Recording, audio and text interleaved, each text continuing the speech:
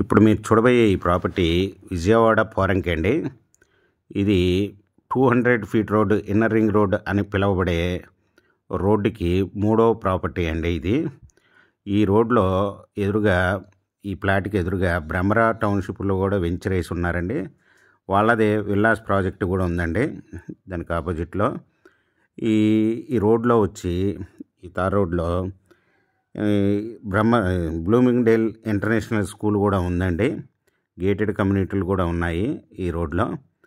ఇది 200 ఫీట్ రోడ్డుకి మూడో ప్రాపర్టీ అండి.